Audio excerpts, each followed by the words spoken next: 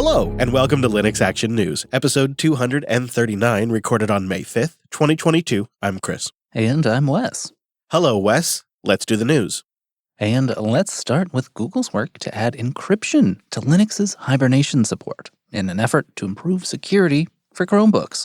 Yeah, really, I think their goal here is to prevent user space applications from using Hibernation as a stepping stone to some kind of kernel escalation. So along with some improved user space protections, the team is looking at mandating certain types of encryption for Hibernation. The team notes that, quote, the Hibernate image must be encrypted with protection derived from both the platform, something like TPM, and user authentication data like your password. It does seem that Google reviewed user space software options for this job, such as USW-SUSP, or User Space Software Suspend, but basically came to the conclusion that user space software helpers alone could not really meet their security requirements. So yeah, in addition to adding some user space tooling, Google is working on kernel-based encryption with support for using TPM-backed keys to encrypt the Hibernate image file, sealing the encryption key with a PCR-based policy, and a bunch of other work to ensure that that encrypted image can actually be trusted. And then Google engineers posted an update on the kernel mailing list, and they noted, quote, a couple of patches still need to be written on top of the series, and then later stating, we also need a patch that disallows unencrypted forms of resume from Hibernation to fully close the door to malicious user space. However, I wanted to get this series out first and get reactions from upstream before continuing to add to it. I would expect that this is probably going to move along at a pretty decent pace, and we'll keep an eye out. I think we'll see it in a future kernel update not too far down the road. Sticking with kernel-level improvements for just a moment, a new Apple M1 CPU frequency driver has been posted by Asahi Linux's Hector Martin. This work is important if we're ever going to see Linux achieve optimal performance and good power and thermal management on Apple's shiny new silicon. Right. You want that first-class experience if you're going to spend all the money on that hardware, I suppose. These new patches are a complete rewrite of the earlier driver. This newly rewritten driver now avoids the memory controller performance switching, which, according to Hector, is, quote, doesn't make a huge difference. So it just kind of makes sense to punt that feature to the future. This new driver is based on one that seems to have been originally created by ARM, or at least they seem to own the copyright. It's called the System Control and Power Interface CPU Frequency Driver, or SCPI for short. Some of the advantages of this now standalone driver include supporting fast switching, reporting of the current CPU frequency to user space accurately, and support for exposing the higher performance processor states as turbo states. Well, those turbo states will be useful. We have one more Apple M1 platform aside. It seems they've achieved their first vulnerability that's unique to just the Apple Silicon chips. It's called Augury, I believe. I'm not sure if I'm getting that right. It's Augury, and it's the world's first data memory dependent prefetcher vulnerability. So if you're getting kind of like a Spectre or Meltdown vibe, you're not too far off the mark. So those are side channel vulnerabilities like Spectre, but they're only capable of leaking in-use data. Apple's DMP vulnerability could potentially leak the entire memory contents, even if it's not actively being accessed. Uh-oh. They're doing it better. The researchers further stated that it seems Apple is fully aware of their discoveries, but has not yet shared plans on whether or not they will deploy mitigations.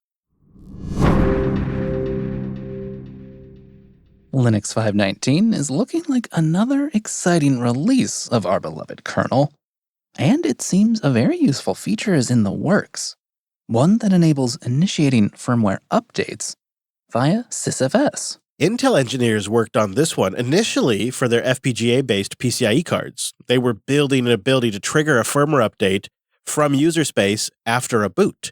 Now this firmware upload support is being added to the virtual sysfs kernel file system so that user space software can initiate a firmware update. For supported devices, there will now be a data, loading, and timeout files in sysfs that trigger firmware updates on a particular device during boot. Here's the basic idea. You start things off by writing a 1 to that loading file.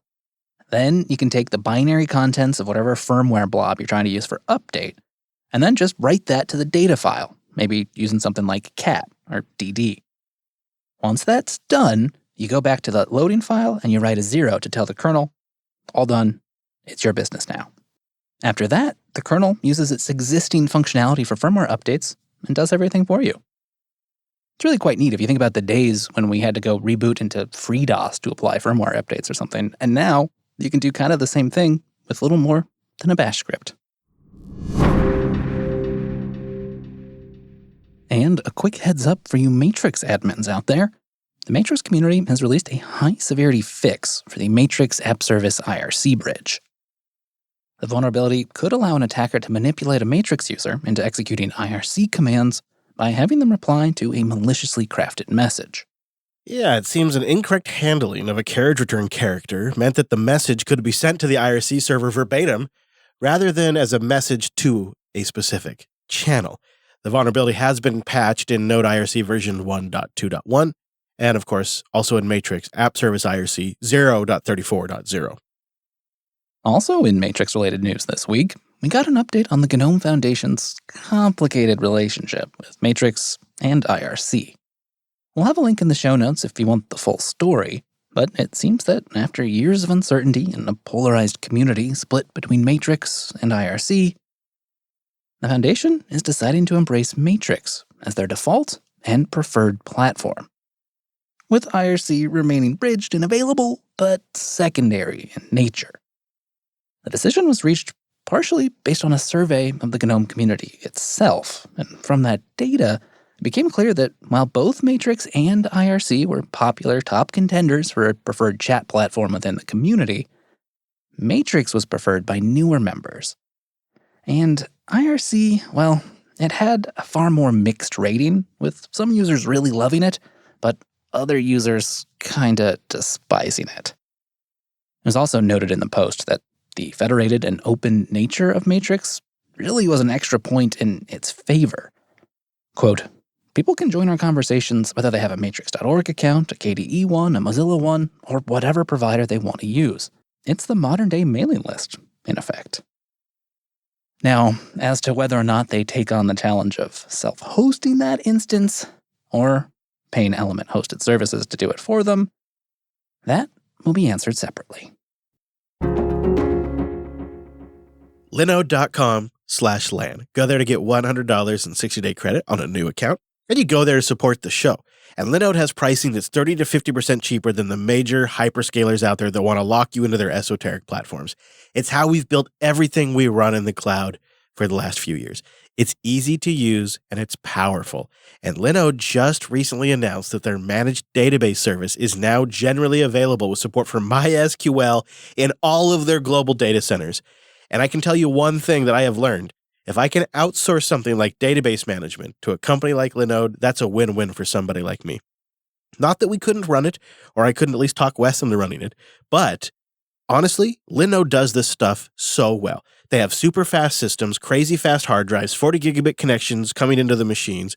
They have 11 data centers around the world, but they're not just like chump data centers either. These are like pristine locations where Linode is their own ISP. And then inside those data centers, they have such a great combination of services. Instead of just like every possible thing they could ever conceive of and just take on tons of investing to do it, they focused on the stuff that you really need, and they made it work really well. And that's what they've been doing for 19 years.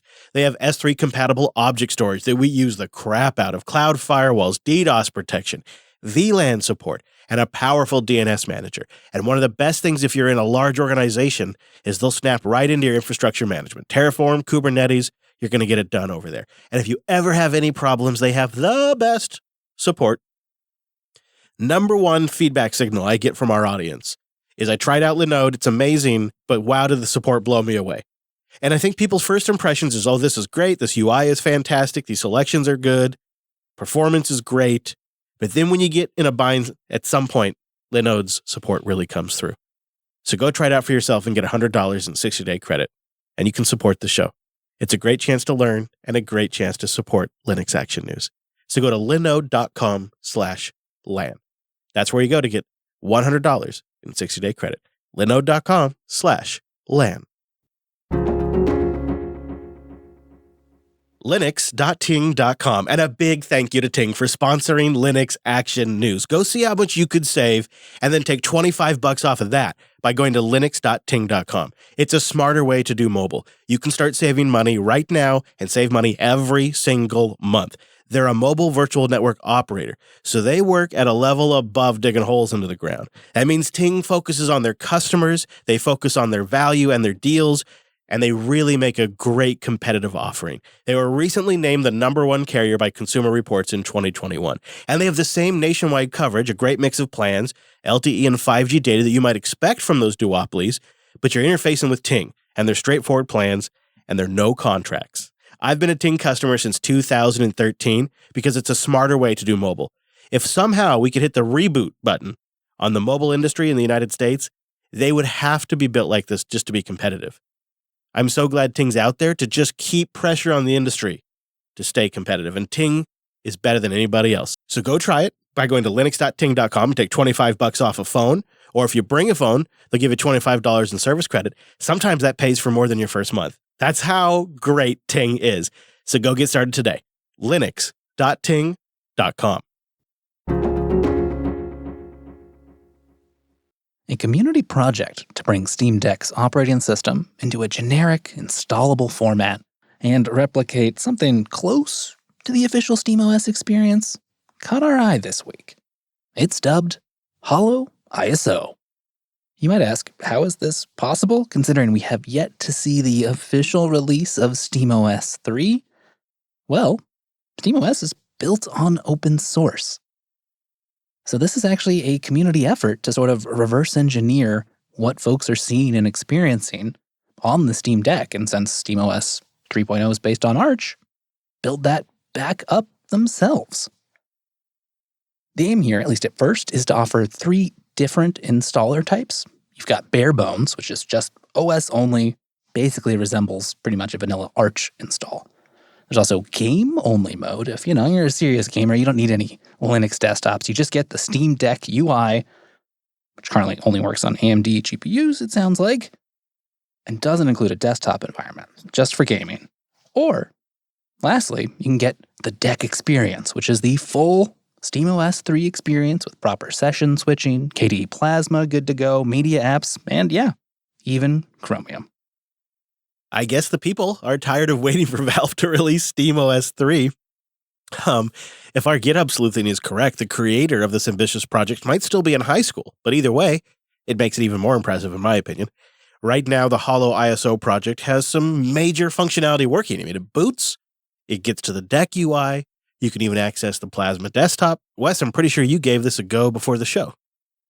Yes, I did. You just need to go check their GitHub page, which of course we'll have in the show notes, and in the usual releases spot, there's the ISO ready to download.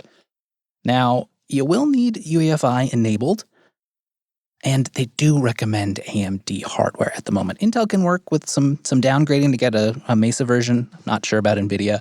I ultimately, not having a deck or suitable AMD hardware just laying around, unfortunately, I spun this up in a quick little QEMU virtual machine on my Intel laptop. That meant I couldn't really try out the game mode. Not sure I got the right out-of-box experience either, because when I booted up, I was kind of just dropped to a login session, normal KDE login session, sort of defaulting to GameScope on Wayland, which I think would be the Steam Deck UI experience. Did have to try. I just had to try. I knew it wouldn't work, but I had to try. Right. Didn't work. Switching that over to Plasma on X11, though, that logs right in. You get the same theme that you're going to get on the deck. Otherwise, it kind of just feels like Plasma on Arch. And it comes, of course, with Steam pre-installed, so that's already good to go. Yeah, so it seems with NVIDIA GPUs, it's pretty much not working, or if you're really savvy, there are some workarounds you might be able to pull off. And like with the Intel GPU, like you said, that isn't optimal, but if you downgrade Mesa, you can actually get everything working. Again, details are in the link in the show notes, but this is even just this idea that somebody did this out there. It's what I frickin' love about the Linux community. You wanted to put SteamOS on your toaster? Well, now you can have SteamOS on your toaster, thanks to a developer who may not even be out of high school yet. And hopefully this sends a message to Valve. that the community is ready for SteamOS 3 to be released. We're waiting any day. And of course, when they do, we'll tell you about it right here and give you our first take. So check out linuxactionnews.com/subscribe for all the ways to get new episodes. And linuxactionnews.com/contact for ways to tell us all the fun you have with HoloISO. I would love to hear that. Also, join us for Office Hours this week. It'll be live Tuesday at noon Pacific, 3 p.m. Eastern at jblive.tv. We are discussing our new website plans, tons of podcasting news, and it's just a great community get-together. And yeah, our Mumble Room will be open. As for us, well, we'll be back next week, of course, with our take on the latest Linux and open source news. Thanks for joining us. And that's all the news for this week.